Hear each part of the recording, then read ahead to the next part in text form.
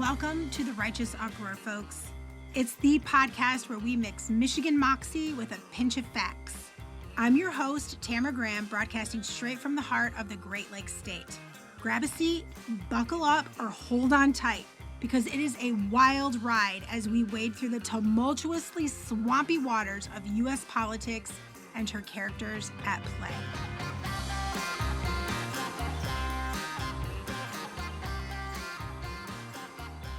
We have another candidate for you today on the Righteous Uproar, my friends, Mr. Rudy Howard. Rudy is running for Michigan's 96th House District, which so happens to be my district. And what I appreciate about Rudy after talking with him is that when most men hit a midlife crisis, they aren't very pleasant to be around. Y'all know that it's true. Rudy flipped that narrative on its head when he hit his midlife crisis.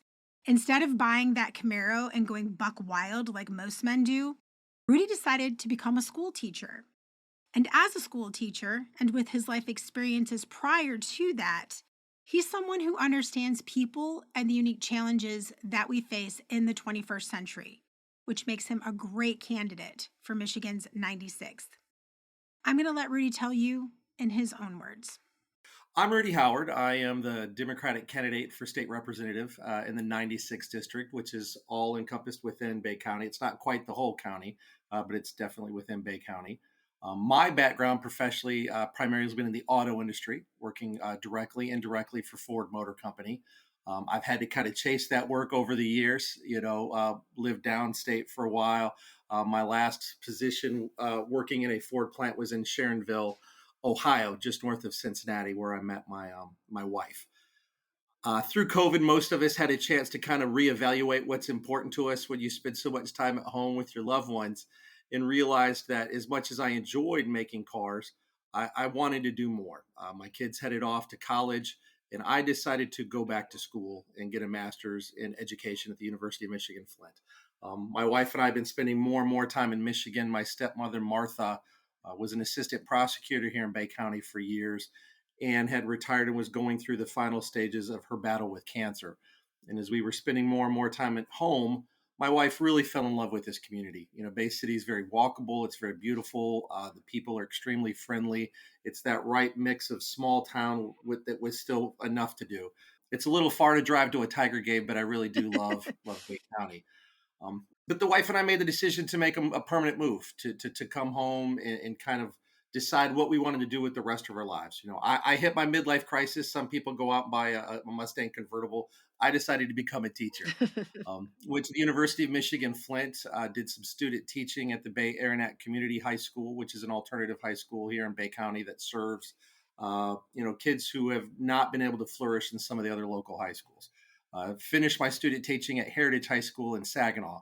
It was through that student teaching that I got a chance to really see what's going on in our schools. Being in Heritage when the ambient temperature in a classroom could crack 100 degrees, where there's over 30 kids in a classroom, where they hadn't had the finances to fix the pipes, and it literally smelled like feces occasionally as that smell would whiff up into the school. Oh, wow.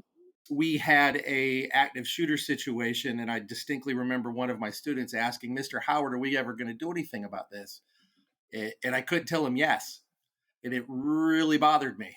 I went home, I got angry, and knew I have some skills that I can bring to bear, and felt that I knew we could do better. I knew we must do better, and I kind of felt the call to serve. That I finished my degree at U of M Flint in December, and my wife and I had a very hard conversation about money. And we decided I'm not going to take a teaching position. I'm going to run full time because it's going to take a lot to win this race. And that's why I'm here. We can do better. We must do better. Our kids deserve better. Well, let's start with that topic then, your platform on education.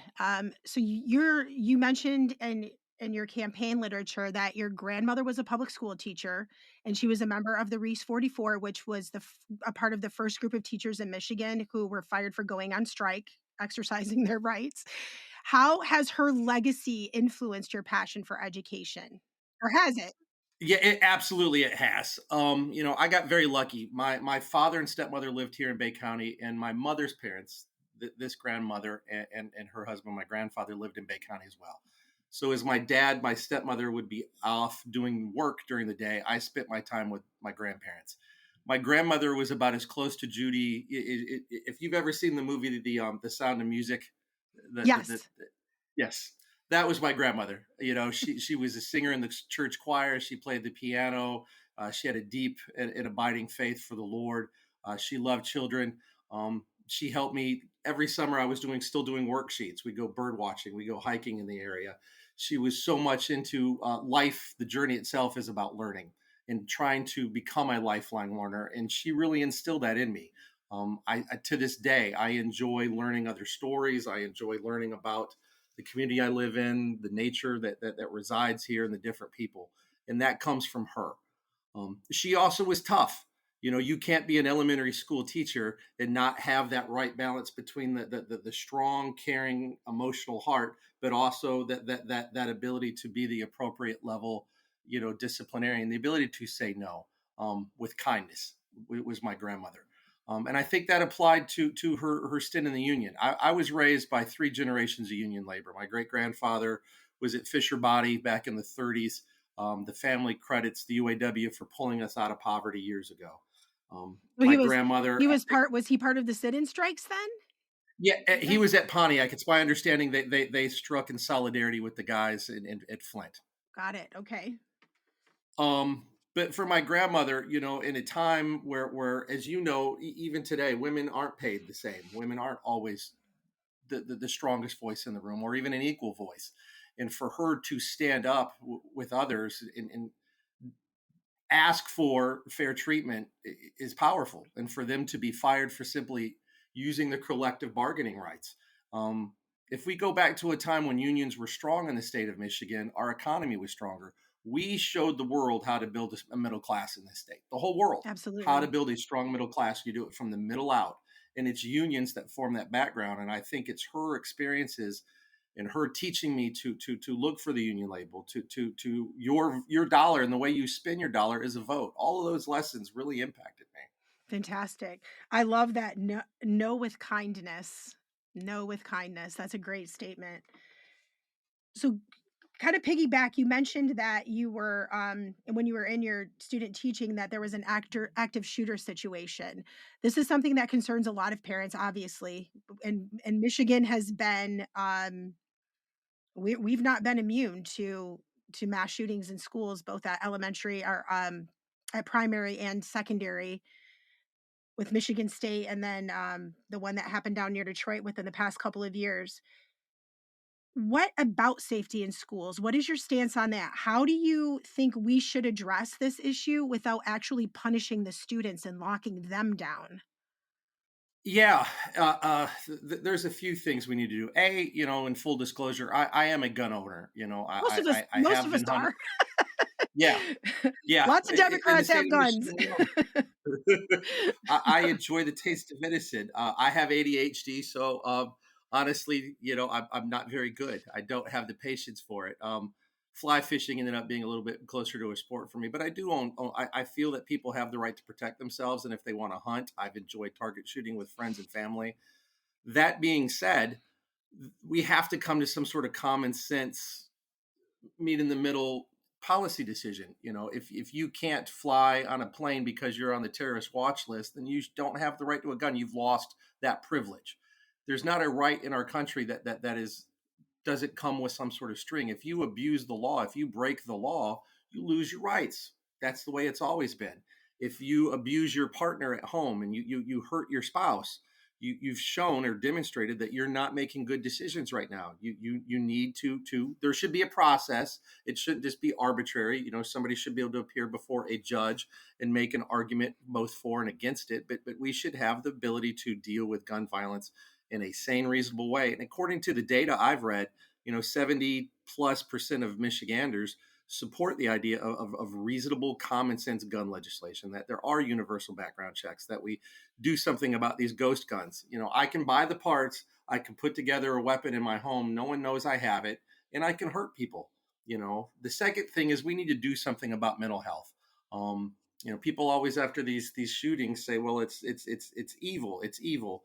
Evil does exist in the world, but more often than not, it's a mental health issue. If you talk to people in law enforcement, those first responders, the two people who are dealing with mental health crisis in this country the most are teachers and police officers. We have stopped investing in each other and investing in our own mental health. And in doing that, we have created a society that is just too violent.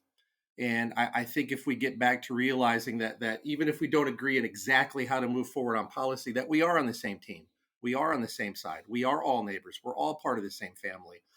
Let's see what we can agree on, and let's do that rather than just assuming that it's either all my way or all your way. And honestly, that's what we've been doing too long at both the state and the federal level. Both parties are guilty of it, and most people want to see some compromise. Our founding fathers designed our system for compromise.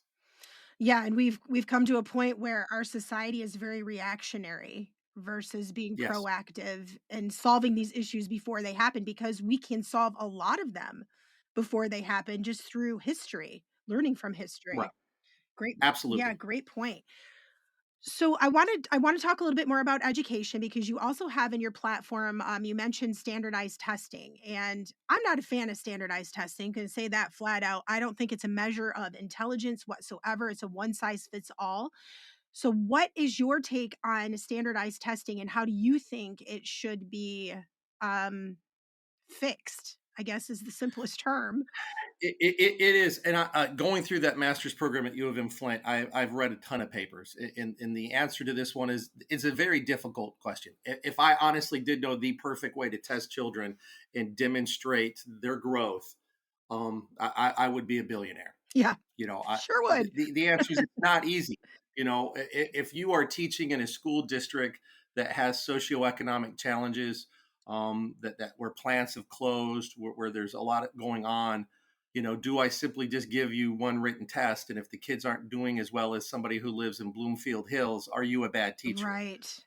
Do you measure longer term success, the graduation rate, the long term job placement rate? There's different ways of measuring, and I think the answer is all of the above. Standardized testing unfortunately does have a place because there's got to be an objective way to get some data, and it's that data that allows us to make decisions. However, our over reliance on it, our teaching to the test, Right. is not serving our children well. The data really does show that by having a more engaging, in-depth curriculum, one that teaches kids to think for themselves, one that teaches kids to learn, improves behavior because the students are more engaged. It helps with retention because the teachers are themselves more engaged in what they're doing. And test scores are shown to go up. There's some very cost friendly things that we can do with our state curriculum by putting more numeracy, more literacy in classrooms. For example, I observed a teacher who was talking about the American Revolution, and he was trying to compare and contrast the colonies versus Britain. And he said it's like a Chihuahua fighting a gorilla. Now you can use that visual, but if you also then put in, it's more like 127 cannons versus 10,000 cannons. Actually putting numbers behind it and doing that more consistently over time, students get more familiar with numbers. The more students have the opportunity to get up in front of a classroom and articulate themselves. I mean, ultimately, we are producing citizens. Yeah. Do you have the ability to articulate yourself? Do you have the ability to form an argument? Back that argument up. Listen to other people's arguments and not attack them, attack the argument. We stopped teaching these debate skills in schools. And there is a ton of data that shows debate in schools builds better citizen, improves the test scores, and engages people more. Well, it's critical thinking. They're developing Yeah, critical thinking skills, and that is something right, that we lack in education until right. you get to the college level, sadly. And be Absolutely. And because of too many of the types of tests that we're putting on, students are encouraged to Memorize, memorize, yeah. our Bill of Rights rather than actually spending the time to understand why were they written, what were the different arguments at the time they were written, what are our different understandings of those bills today. Such a critical That's what point. builds a citizen as opposed to AI can find that information for you. Do you understand why it's there and how it applies to you? That's what our kids need. Absolutely, I'm 100% with you on that. That would change the landscape. That would change the landscape so much in society. Just under teaching people to understand and critically think. about what they're saying and what they're regurgitating outward. And the funny thing is, it's back to the future. It's going back to the Socratic method. Right. It's Yeah. the way our ancestors, our ancients taught us how to do things. They talked to us. We wanted them to talk, and you do it through live act, what I call what is role play. I did one of my master's papers on the use of role play in the classroom. So imagine there's a story called The Night Witches. Are you familiar? It's been a minute, but yes, Okay. I am aware of that. Yes. Okay, so they were World War II bomber pilots, Yes. Russians, all women. They flew Yes, yes, World yes. War One air bombers at night. So there is a game out there where your students can play this role. You can learn what it would be like to be these women. You can go on a bomber mission. You can understand how the true stories of men within the Russian army sabotaging their aircraft. So you learn about different perspectives of history in a more engaging, enlightening way. You get to play that role for a day, and doing that is so much more powerful than just simply reading a short Oh my story, gosh, yes. or watching the same video for the 15th time, or worse, my least favorite, the horrible worksheet. Oh The yeah. worksheet that we all did as kids, Yes. worksheet after worksheet after worksheet. I got very good at filling out the paperwork when I went to Ford, but that did not necessarily prepare me for life. Right. Right. No, got such important points. Anything else with education that you feel is important for people to know with your stance on that? Yeah, I think it's time that and not just for our teachers, but for everybody who does the people's work, the people who do the people's work. We need to go back to truly honoring them. And when I say honoring, I don't mean just simply standing up and clapping at a baseball game for a first responder. Actually making sure that they've got the health care benefits they deserve, that they're paid fairly, that they are heard and listened to, and that they have the same legal rights for collective bargaining that others do. That if we want our society to move forward, we need to go back to honoring those that do the people's work. For democracy to survive, somebody's got to do that work. And making fun of those that do our work for us is not how we maintain democracy. Well, I'll tell you, I thought about late in my career as well. I thought about becoming a teacher again after I was living abroad and came back home. Um, it crossed my mind, so I subbed for like 8 months. I will tell you, I give you all credit. I do. Your counselors, your parents, your teachers, your therapists. It is hard, hard work, and it takes the level of patience that you have to have in a classroom with children, knowing that they're developing brains, because that's the thing. Is like even adults and parents forget to realize that your children's brains are still developing. It's up to you to teach them how to behave, how to regulate their emotions, how to think, how to respond to things. And so I give you all credit. Truly, I think teachers should be one of the highest paid professions that exists in the country, honestly. So I commend you for that. Okay, we're going to move on to the next subject. We're going to go into building infrastructure. And since you're from Bay City, we have a little bit going on here with infrastructure and the toll bridges. So we're going to touch on that because there is a House bill that has been brought up to by the corporations to force people into paying these tolls and these fees and such. So, and it'll affect their driver's license and insurance and all of this. But we'll get into that after we get to the basis of what you feel on rebuilding infrastructure. So, with your Bay County roots and understanding local needs, what do you feel are the most critical infrastructure projects that you plan to prioritize, and how will they benefit the community? I think I know the answer to this, but I'm gonna let you answer.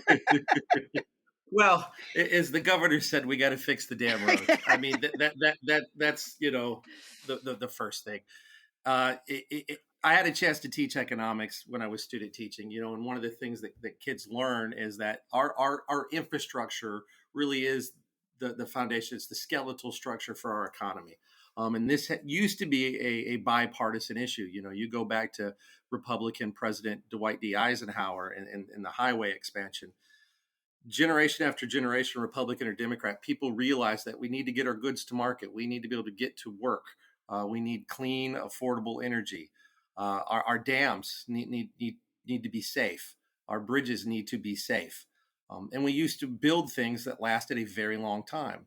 Before World War II, my grandfather was part of the CCCs, and built a lot of the park systems and things. And if you go around the state, you'll find those things. You'll see the little numbers on it from 1931, 1932, structures that lasted a long time. Um, we need to get back to doing that. And doing this will benefit us in two ways. A, you do create a better infrastructure. If you were looking at building a business and coming and you're touring a community, you look at the quality of schools, you look at the quality of housing. And if you're driving down the road and your car's bumping up and down and shaking left and right and you're busting a tire out, is this your first choice for where you want to produce your goods? If it costs you more money to get your good from your plant to your end customer, you're going to look somewhere else. Um, we need to improve on that so we can grow our economy. For way too long, we've ignored our infrastructure.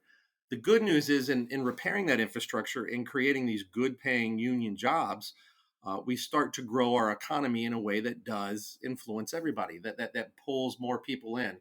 Rather than a traditional supply side trickle down economic model, a Keynesian model that looks to build the economy from the middle out is what we need to go back to doing. That used to be the way we did things in America. And when we do it again, Michigan will once again show the world how you build the middle class. Invest in people and it builds for Invest in sure. people. Absolutely.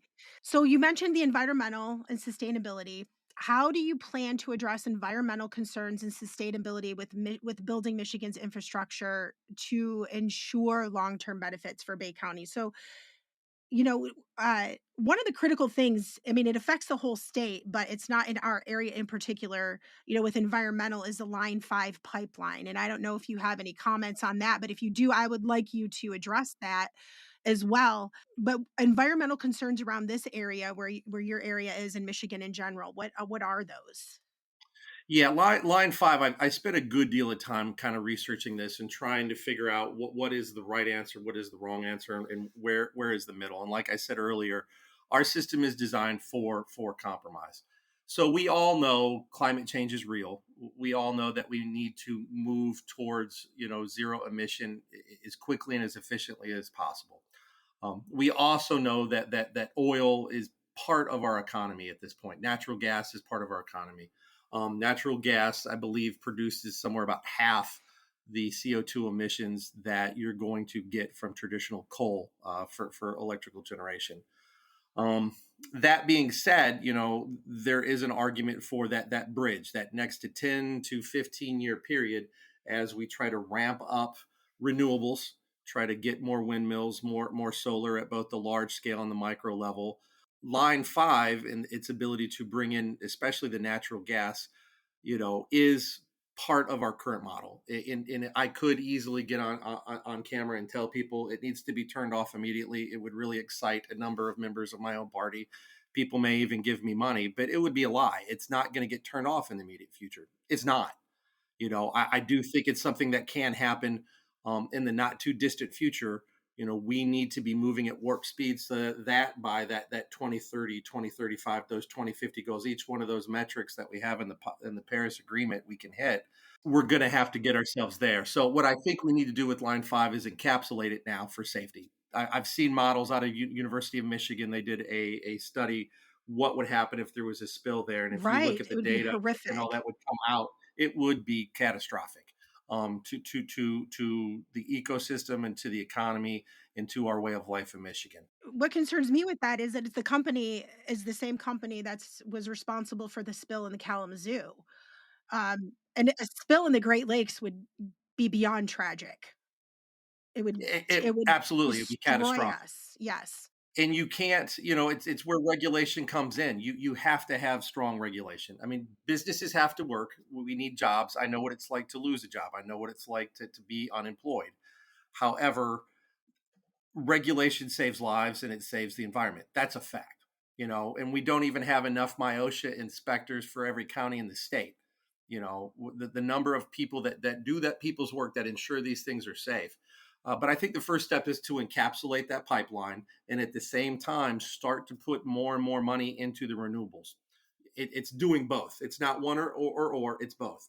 I don't necessarily like the CO2 emissions, but I know they're going to be there. I know they have to be there, at least for the short term. And in which case, We need to get some union people out there. We need to encapsulate that line so it's safer, it's easier to maintain, so it's in basically a large concrete tunnel that will span that straight there and move as fast as we can to the clean renewable. And I think the micro level generation is probably a good way to go. Farmers in our state have a tendency to be independent.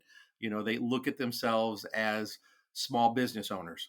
And if we work with our farmers, if we work with more of these companies to be able to generate power themselves, and not just simply the very large windmills, the large scale project, we've made a lot of progress on micro wind generation, micro solar.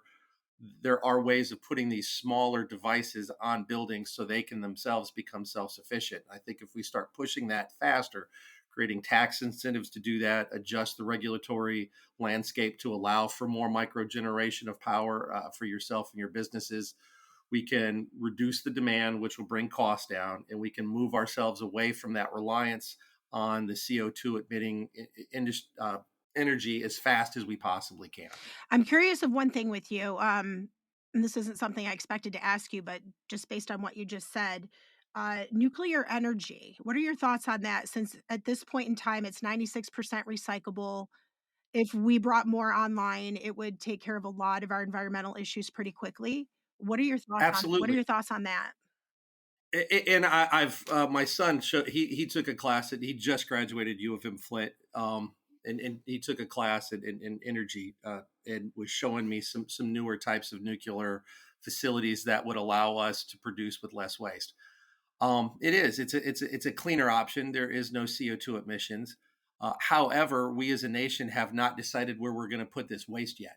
And until the federal government gets off its tuchus and actually does its job and decides what is the permanent solution for putting this, wasted fissionable material, to me, it doesn't make a lot of sense. It's like if I'm in a house and I don't have trash pickup this week, and I continue to generate more and more trash without really considering the fact that, hey, the garbage man's not coming to pick this stuff up and take it someplace.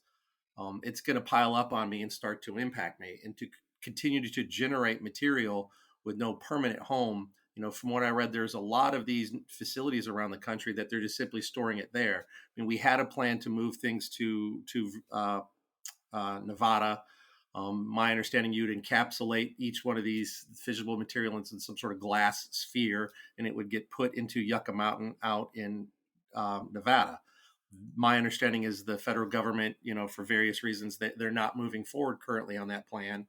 And I believe they need to act. Once the Department of Energy and Transportation comes together and Congress, votes, and the state of Nevada agrees that we have a permanent, relatively safe place to put this material, then I think it makes sense to talk about moving forward with the use of the energy. But if we can't safely store it yet, it doesn't necessarily make sense to move forward in creating more of it.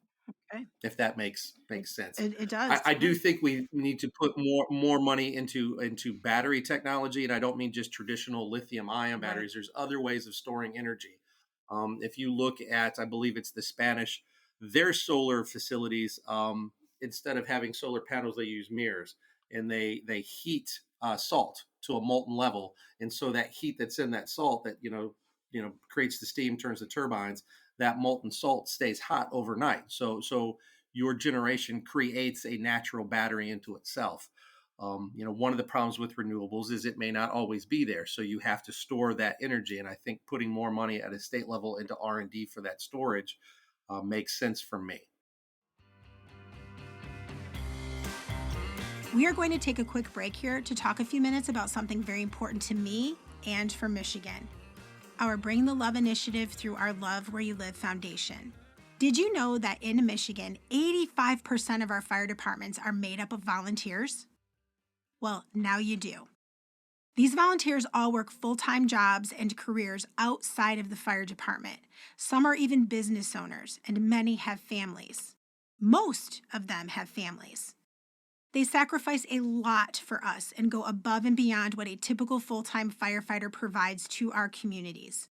Our selfless volunteers make themselves available to answer the calls when we need them, day and night without fail. And most of us take them for granted. They brave the flames, the crashes, the crises, putting their lives on the line for all of us daily. And most of us don't recognize it, and they are not appreciated nearly enough. But who's there for them when the sirens fade? At Live Love Local Michigan, we know firsthand the challenges our first responders face.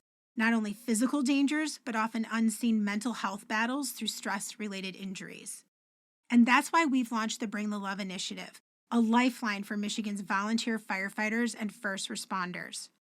Partnering with the UCF Restores program, we are redefining how PTSD and trauma are not only understood, but diagnosed and treated. Our goal with this initiative is to restore lives, families, and communities. And through evidence-based treatment, cutting-edge technology, and an unwavering dedication, the Bring the Love initiative also supports the creation of a more trauma-informed society throughout Michigan, one where mental health stigma is dismantled and those in need are empowered to seek the help they need and deserve. Through peer support training, department-based post-traumatic event discussion, county-based community liaisons, and our statewide Red Line Rescue database of licensed professionals, we are connecting our unsung heroes with those who understand their unique challenges. We are training hundreds of people in peer support and equipping licensed professionals with the tools to provide culturally competent care to our volunteers. We are also developing a critical incidents response team to stand ready to deploy in times of need, offering immediate mental health support during community tragedies and crises, such as mass shootings, which we have far too many of these days. But we can't do it alone, folks.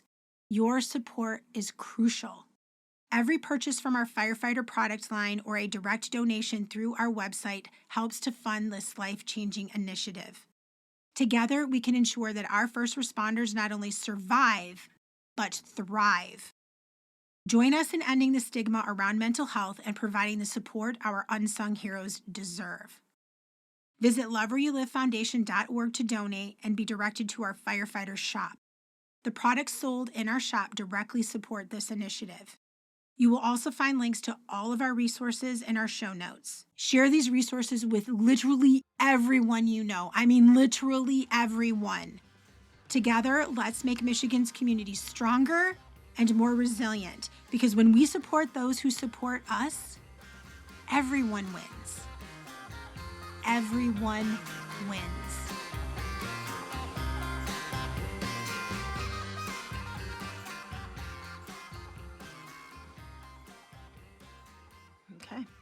Okay, we're going to move on to health and senior care. This is one of your pillars on your campaign as well. You've mentioned as well that your stepmother served as the assistant county prosecutor here in Bay County and argued a case before the Supreme Court, though I'm not really sure what that case was. How has her dedication to public service influenced your views on improving healthcare? Tremendously. Yeah. She was one of those kids who heard Kennedy's call in the 60s, ask not what you can do for you. She answered it. She really bought wholeheartedly into the idea that somebody needs to do the people's work. She was a teacher for a while, and then late in her career, went back to school and got a law degree from Cooley, where she met my father. And wanted to serve. She came to Bay County and became an assistant prosecutor and did her best to keep our community safe in a reasonable, balanced way. She mostly did appellant work. So trying to keep criminals in jail in a nutshell. Her struggle with cancer and seeing the quality of healthcare in our community really is one of my driving factors for pushing this, And it's not that the local hospitals or the local nurses didn't care or didn't do the work. There's not enough of them. I mean, we always had to have a friend or a family member in the hospital with her almost all the time. We really weren't safe leaving her alone because there's not enough staff. The for-profit model for so many of these organizations, and I've worked for Fortune 50 companies. I understand the profit model. It has a place. If I'm making trucks, I need to do that at a profit. That way I could generate more jobs. I can produce these trucks efficiently. I can get them to market efficiently. It's what grows the American economy. It's what makes us all safe and strong. But there are certain jobs where the profit model just doesn't make sense to me. Education, healthcare, national defense, first responders. These things have a mission, a calling that's higher, that's important to all of us. And for that to happen, the profit model interferes. We need to get more nurses in hospitals. We simply do. We need to work with the unions. We need to put some regulation that allows for more people, more staff. We also need to take steps to encourage more doctors to move to our community. It took me 6 months to get an appointment with a urologist. And I finally had to call and literally I cried with the lady. It's like, please, please, please, I keep calling, I keep leaving messages. I please let me have an appointment. You talk to your primary, is like, yeah, we just don't have enough. We have some of the best universities in the world in this state. We produce excellent doctors. We need to take steps to keep these people in our own state. And I think if we could simply do that, make Michigan the kind of place because it's a friendly, beautiful place. People who move here have a tendency to stay here, but we need to take steps to get more nurses, get more doctors, get more technicians. We'll all be safer. And honestly, that safety does really result over time in cost reductions. People think, well, you're going to hire more money. It's going to cost us more. My bills will go up. If you look at the cost of malpractice, and when people pass, it costs money. It's such a sophomoric response. It's a not it's that response, they're not thinking through what they're saying here. Right. It's the same kind of argument they made when they told you putting seatbelts in cars would cost jobs. Right, right. It Yeah. didn't. It created them. Right, right. So, continuing with the healthcare, you have a strong stance on there about reproductive rights as well and healthcare for women. Tell us about your stance there a little bit more in depth. It's a personal one for me. I am a Christian. I am a man of faith, and I've prayed on this issue a lot over the years. I've had one personal experience. I had a friend of mine in college who became pregnant. I was going to school in South Carolina, and that state's not very receptive to people's rights. So I drove her to North Carolina so she could make her decision. And walking her to that building as people were screaming and shouting at her, sitting in the lobby of an abortion clinic. I made eye contact with a middle-aged Latina woman who had some children with her, and I'll never forget that look in her eyes and my eyes. We didn't say anything to each other. We were both uncomfortable. We were both in pain, and I knew she was making a hard choice. And when my friend's procedure was over and it was time to take her back home, and the people calling her a murderer as we left, and she made the hardest decision she's ever made in her life. She was on medication for a very significant issue that medication was very likely to lead to problems with pregnancy, both for herself and a potential life. And I've come to the decision ultimately that this is between you and your doctor and whatever beliefs you have. It's not my decision to make, and the fact that so many people feel that they have the right to make that for others, it boggles my mind. And even if you don't agree with other people's decision, demonizing and attacking your neighbors isn't. It's certainly not Christian. Even if I thought the decision was wrong morally or ethically because of my beliefs, me attacking people is not the way I was raised at all. It's the toughest decision anybody's ever going to make. Yeah. And the last thing we need to do is make it harder for people. What we need to do is be there for each other when we need each other.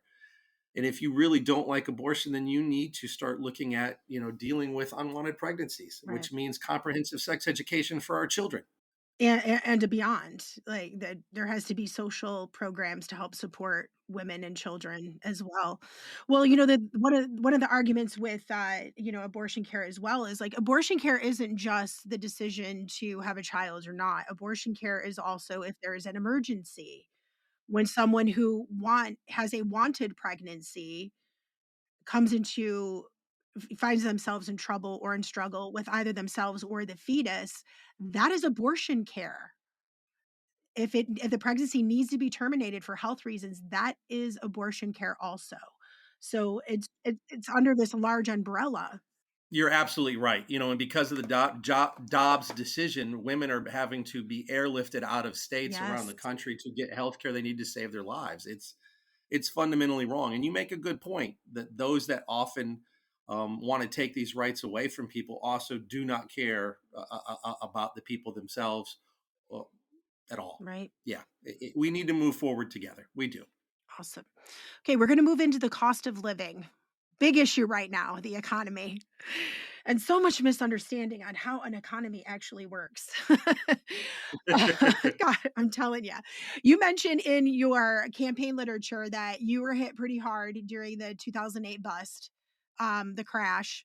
So, what comprehensive policies do you think you would introduce or do you plan to introduce to lower the cost of living for Michigan families? And I know that's a pretty simple question for a very difficult topic and very nuanced topic, but as brief as you can, as in depth as you can. Yeah, I do. I do know what it's like to lose. During the Great Recession, I was in a Ford plant. They came and told us that half you will lose your job within a year. It was a very tough time for everybody in the state. I took a job out of state with Amazon. They were paying for a full move. I went there for a while. I got it, had an excellent time, but eventually the economy caught up to everybody, and I found myself unemployed not that long after filed bankruptcy. Um, and it was hard. I burned through my entire savings. I went back to school and got a master's in public administration. I volunteered at my kids' schools. I tried to make the most of that unemployed time, but for years, I was applying for thousands of jobs a year and couldn't find a thing. Literally the day I went to the government I was going to apply for welfare. I had nothing. The very day I went in to fill that paperwork out, I got a call from a company to hire me. It was a miracle. It really was. What that time taught me was how close all of us are to homelessness. That there are safety nets in here, but those safety nets have gaps. And without friends or family and a bit of divine luck, you can find yourself in a real bad way real fast in this country. We do need a safety net. We do need to make sure that we take care of each other. As far as the reducing cost, I think it starts with two things: energy and housing.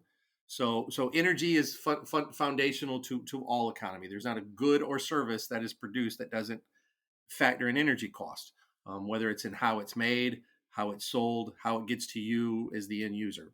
So reducing energy costs and doing it with clean energy attacks a couple of problems. It addresses climate change and it reduces the cost of living for all of us. The second thing is housing. There's not enough affordable housing in the state. We've had a number of out of state companies come in and buy up property in my community and others. They're driving up rent costs on people. My son was going to the University of Michigan Flint, and they were charging more for a home that had been split to three separate apartments than I pay for my home in Bay County. It didn't even have a shower. We need some regulation on the quality of rentals. People who are renting property for people, and I've owned rental property before, both here in the state of Michigan and others. You have an obligation to make sure the home that you are providing somebody is safe, it's clean, that it's affordable to live in. We need to work with builders and build new housing. We need more affordable housing to drive that cost down. Finally, we need to deal with childcare. It's way too expensive. It's hard to find, and we need to drive that cost down. But I think part of the answer to that is also moving forward with universal pre-K and doing more with our school systems in general. I would like to see kids have more opportunities in schools for after school programs. Not every school offers this stuff that I had when I was a kid. The Bay Area Community High School, these kids have no choir, they have no football team, they have no basketball team. All of these things that when I was a youth, getting involved in these teams and these activities brought me back into school. It helped me find myself. And I went from being a student who was barely getting by and some years not getting by to a student who was moving in the right direction because of those activities. Your educational experience should not be defined by the area code you were born in. And by having these experiences through the schools, you do in effect provide some level of daycare, because if I'm at the high school and I'm at choir practice after school, or I'm working with a tutor, or I'm on the football team, I'm in a safe place with an adult around me, and my parents are able to work with their conscience a little more clear, knowing that I'm okay and I'm doing something Yeah, positive. and you're building social skills as well. You're critical skills Absolutely. that you need as an adult to function within Absolutely. society. Not to mention the positive effect it has on mental health, which Absolutely. people seem to skirt around that as well. So do you feel like I want to go back to the rental thing, because it's a really big issue for me as well. The affordable housing in this country. Um I recently moved back to the area as well. I lived away most of my adult life. For the better part of 30 years, I lived outside of Michigan, and I've lived in large urban areas, and I've lived abroad as well. Coming back here and, uh, learning the cost of living, I thought, "Oh, my hometown is gonna be affordable." Yeah. There are rentals in Bay City, Michigan that are $4,000 a month, and it blows my mind. I'm like, "This is not downtown Austin where I just came from." And then also I've learned through conversation with people that there are several people in this town who own dozens and hundreds of rentals, which I think is a huge part of the problem. Do you Hmm. feel with regulation, I'm just gonna be a point blank question, do you feel that there should be a cap on the number of rentals a person can own, or some sort of regulation to where corporations cannot purchase single family homes or apartment complexes? What are your a little bit more in-depth thoughts on that? So usually with a lot of regulatory issues, the regulations kind of increase as your footprint within that industry increases. So if you own a family restaurant and it's just you, your partner, and your kids running your restaurant, the level of regulation on you is there, but it's lower than if you're running 50 McDonald's chains. Right. The more that you have, the more employees you have, the more money you're taking in, the more of the people's infrastructure you're using, the bigger footprint you have, the more regulation that you should have. And I think that we just simply need to ramp up it within the rental industry the same way we do other industries within the economy. If you've got a larger footprint and you're making more profit, good for you. You've figured it out. However, you need to make sure, do you even have an office in the state of Michigan? If you're based in California and you own 50 to 100 houses in my county, where do my people go to complain? Who do they call? The 800 number that you've outsourced to a different country, so there's literally no way to ever get a hold of you. We need to have more regulation that I think ramps up and is in line with the footprint. If my neighbor, for example, owns a couple of rental houses, one in his own home, he's taken his large old house. He doesn't have any family with him, so he lives on one floor and a nice family lives below him, and then I think he owns one other home. The level of regulatory burden on him, should be there. He should have to make sure the plumbing is working and it's safe. But the amount of oversight for somebody who owns two properties should not be the same for somebody who owns 100, if that Unders makes any It sense. does, yeah, understood. Is there, anything else that you feel is important for people to know about you as a candidate? Yeah, education is very important to me, but I think the reason why isn't just simply because of my grandmother. My parents were divorced, so my father and my stepmother moved to Bay County in the very early '80s. My mother's parents lived here as well. He was a minister, she was a teacher. So I spent my summers, my Christmases, my holidays in Bay City. Always considered it home. But I was educated in South Carolina. My mother had remarried. We moved from 6 Mile and Telegraph and headed down to Greenville County, South Carolina.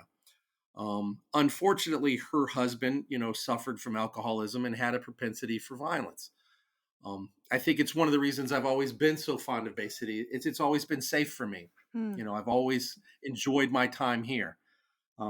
And my time, especially in elementary and middle school, was difficult, very difficult. I struggled a lot with those violence, and it was a teacher late in my middle school years that really honestly saved my life. I was one of those kids who was getting in fights all the time, smoking behind the school, um, really on the path of self destruction.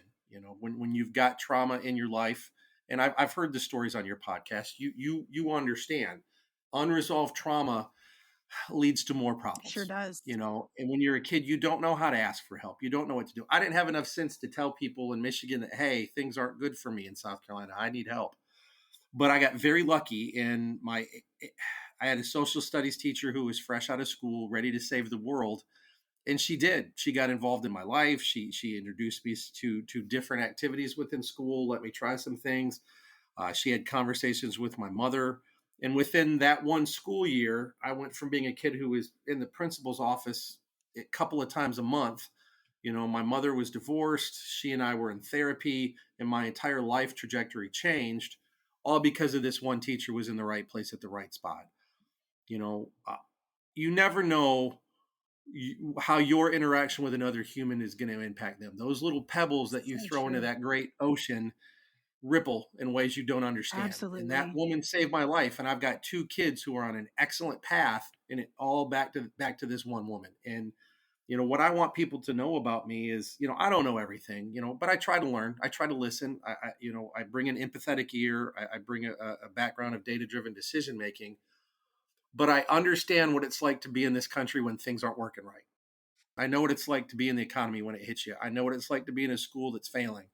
And whether you vote for me or you vote for my opponent, I hope you vote, but I hope you understand that I come from an experience that brings some empathy. Great way to end there. Okay, we're going to dive into a few fun questions just for people to get to know you a little bit more. I think they got to know you really well in this podcast. So I'm going to ask you 3 questions. So tell us something that most people don't know about you. I used to sing a lot. I was in choir all through school. I started late in middle school and then went through high school and even in college. I'm getting ready, this coming spring to join the Bay Chorale because I've discovered we have a nice choir here in the county. I think music is the greatest thing that humanity has ever I produced. am so with Um, you there. when I taught history, I really tried to, with my kids, to play music from the time period that we were learning about, so they could understand that those humans weren't very different than us.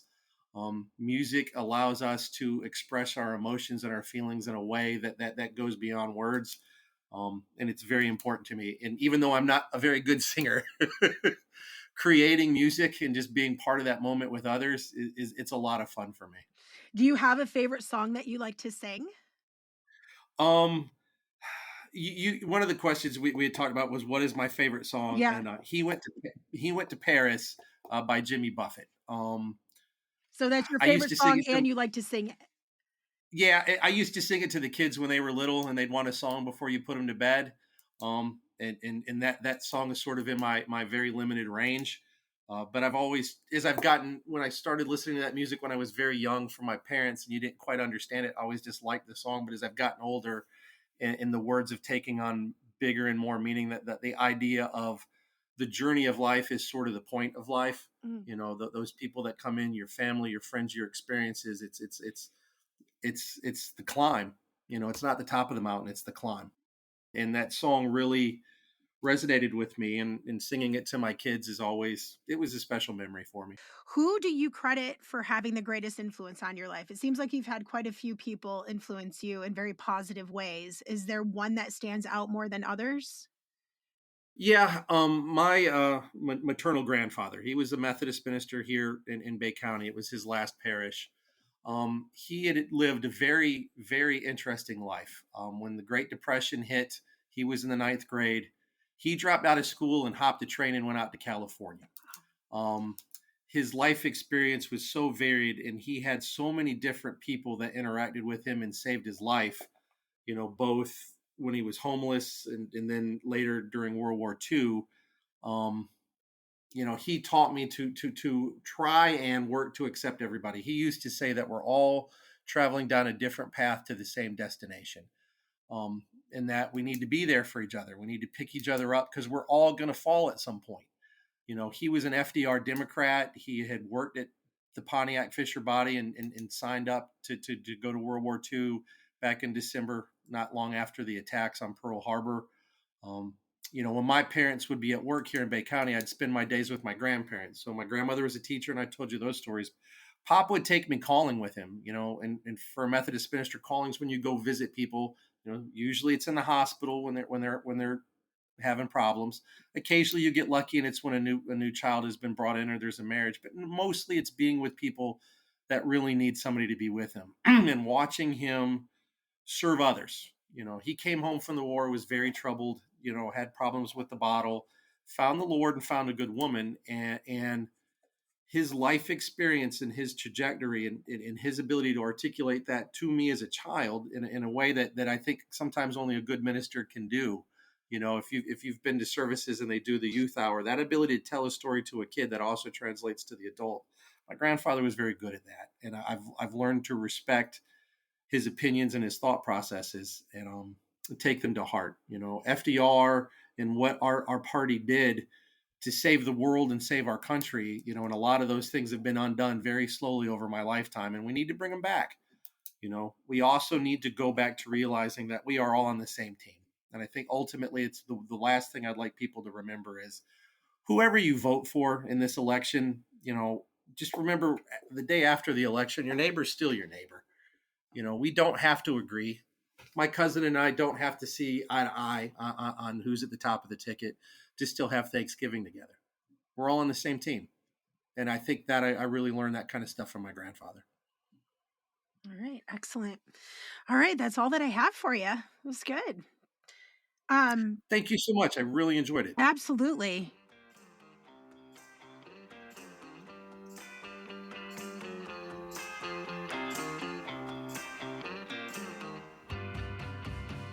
Thanks for listening to The Righteous Uproar. Be sure to check out our show notes for information and links discussed and related to this podcast episode. If you enjoy our podcast, please give us a 5-star rating wherever you are listening, and be sure to share it with your friends. This really helps us.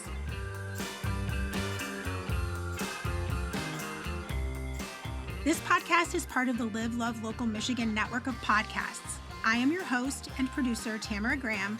Co-producer is Taryn Demalcharugu. Music is by Soul Shifters. To subscribe to our parent magazine, where we celebrate Michigan through amazing adventures, stunning photography, high-profile content, and more, visit our website at livelovelocalmi.com.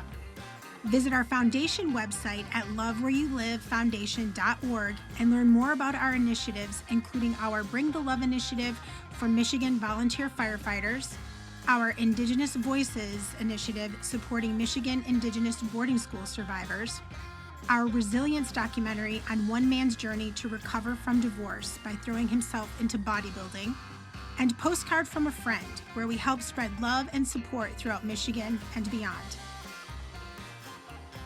To purchase products to support our initiatives, visit our shop at shoplivelovelocalmi.com. That is shoplivelovelocalmi.com. We'll see you on the next podcast.